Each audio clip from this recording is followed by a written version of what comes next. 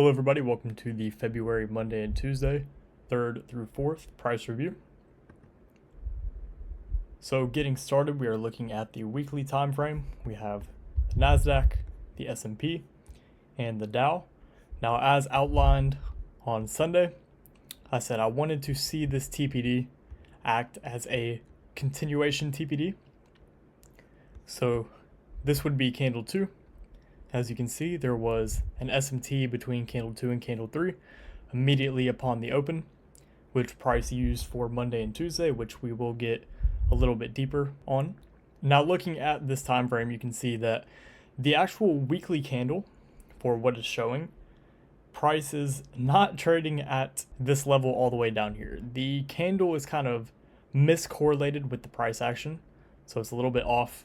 And the color of the candle isn't really showing what's really there, and why it's always important to keep in mind the close of candle 1 and the open of candle 3 having a Kraken correlation, because this proves to you right here that the color of the candle really doesn't hold much meaning. It's more so the Kraken correlation between the candles that holds the value. Whenever it comes to just the color of the candle having a Kraken correlation, all that's telling you is that a TPD might be there. But if there's no Kraken correlation between the close of candle 1 and the opening of candle 3, then it is not a valid TPD.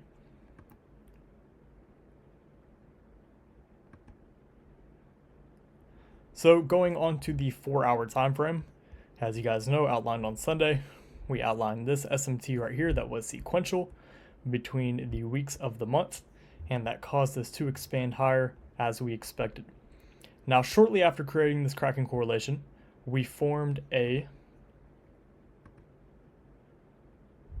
4-hour TPD right here. So we had a monthly cycle sequential SMT and then a 4-hour TPD confirming that as well.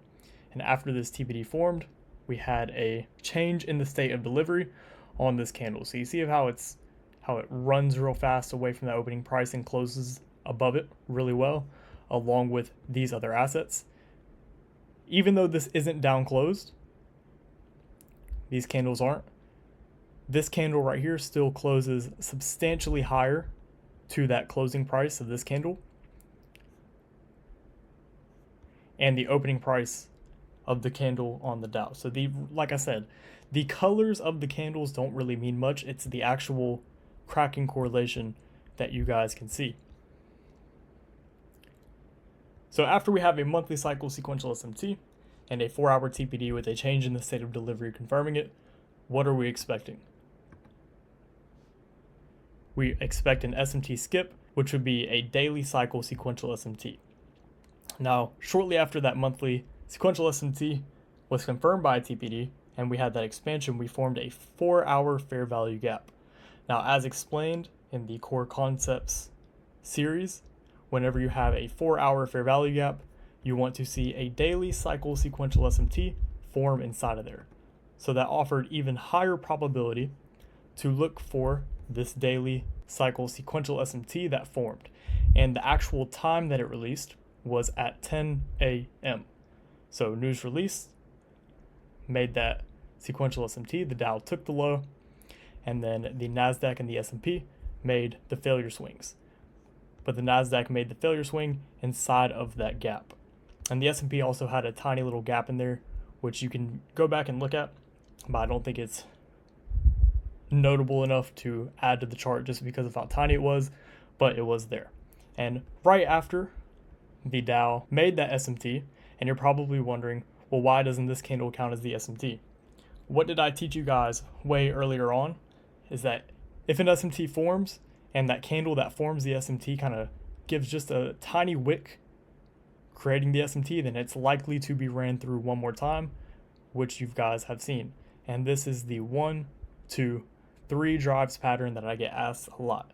So this is commonly when you'll see that 3 drives pattern, is whenever you have that SMT that gets formed, which is the smoke screen. It just wicks through there just barely, and then it comes back, revisits it, giving that real stop run, and then makes the real move. Now, after we had that sequential SMT form, we had a 15-minute TPD with the Dow. So this was down close candle with the S&P. down close candle with the NASDAQ, but keep in mind there is a cracking correlation between the close of candle 1 and the open of candle 3. So you see on the Dow, this would be candle 1 right here. So this is candle 2, the TPD. This is candle 1, that closing price, and this opening price of candle 3. That's where the real cracking correlation lies.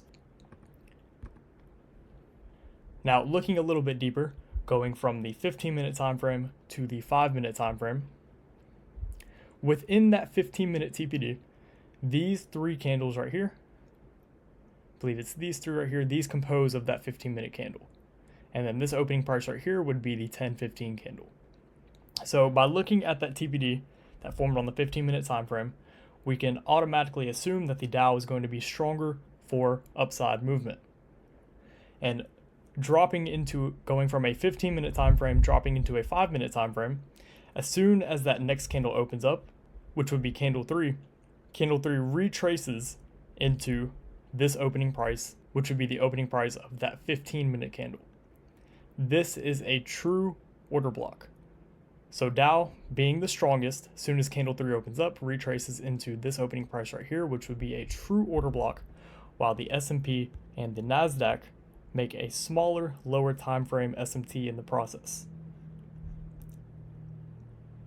Now, what you want to do is, since I'm just introducing this idea, go back to TPDs where it wicked you out, where it stopped you out and then ran without you, and look for this phenomenon right here, where the strongest asset for the direction you're trading is retracing into an order block, while either the other asset or the other 2 assets are making a lower time frame SMT on top of that. And this is just an idea to introduce to you guys. And this plays a part with the reversal model, which you guys will be getting this month. So now going back to the 4-hour time frame, as you guys can see, I have the advanced premium and discount sequence marked out for the previous daily range. And there was a fair value gap that formed from the expansion of the SMT that was confirmed by a 2-stage SMT being a true reversal, and price retraced into that fair value gap and then continued higher. So why am I using this range right here? Why am I using Monday's range? That's what you're probably wondering, because I get so many questions on this. The only time you want to use the advanced premium and discount sequence is whenever you have an already established true reversal and you want to see a continuation off of that. So looking at the NASDAQ, and yes, if that next quarter opens up, since we're using the weekly cycle quarters for our advanced premium and discount sequence, if that next quarter opens up, trades a little bit above the highest high or the lowest low that you're using to look, you would account this for the range. Now, if it were to continue higher and higher and higher and higher and higher, you wouldn't want to count that. But if it just barely runs above, like in this example, this high right here, and then trades back lower, then it would still be valid to put your premium and discount level from the highest point to the lowest point, just taking this small little price leg into account. So as you can see, there was this fair value gap, and yes, this was in premium, but price still traded into discount and then continued higher. But look at how the bodies respected this fair value gap, and look where price really traded into before continuing. Same thing goes for the S&P. The S&P had its gap form both in premium and discount, but price traced into discount before continuation, and the same thing goes for the Dow. Now going from the 4-hour time frame to the 1-hour time frame, we also had a 1-hour fair value gap in there as well, which formed in premium, and then we had on the S&P that same hourly fair value gap formed in discount. So this is a crack in correlation between the gaps. And this is exactly why the NASDAQ was stronger today, forming what most think is an SMT, which I don't really classify it as that. But whenever you have 2 time frame fair value gaps overlapping each other, like you see right here, for this example, it was a 4-hour fair value gap and a 1-hour fair value gap overlapping each other, following along with the advanced premium and discount sequence, that is very, very, very high probability. And that's why price retraced and then continued higher, because we already had that narrative established with that monthly cycle SMT being confirmed by daily cycle SMT being a two-stage true reversal, price expanded.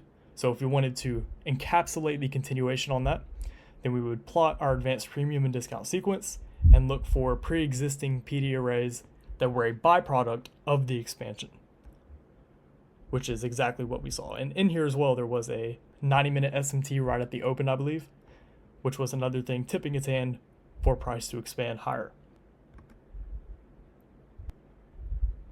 And now as far as where I think the market is still likely to draw to, these relatively equal highs over here on the NASDAQ still have my eye. Same goes for the S&P. So hopefully you guys found this one insightful. I will speak with you all again tomorrow. Good luck and good trading.